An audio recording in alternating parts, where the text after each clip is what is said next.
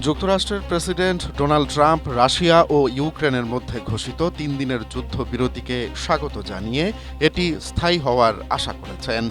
এই যুদ্ধবিরতি আরও দীর্ঘ হবে কিনা সাংবাদিকদের এমন প্রশ্নের জবাবে ট্রাম্প বলেন, এটি আরও লম্বা হলে খুবই ভালো হবে। আমি চাই যুদ্ধটা পুরোপুরি থামুক।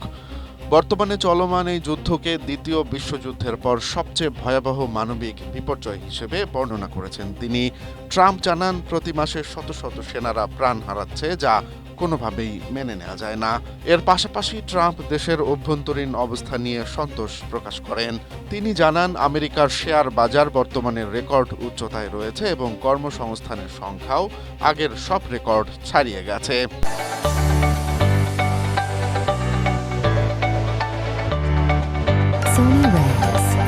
এছাড়া একটি নতুন ভাইরাস নিয়ে আতঙ্ক ছড়ালেও তিনি দেশবাসীকে আশ্বস্ত করে বলেন, বিশেষজ্ঞরা পরিস্থিতি নিবিড়ভাবে পর্যবেক্ষণ করছেন এবং এটি করোনার মতো অতটা ছোঁয়াচে নয়। মূলত যুদ্ধ থামানো এবং দেশের অর্থনীতিকে শক্তিশালী রাখাই এখন তার প্রধান লক্ষ্য।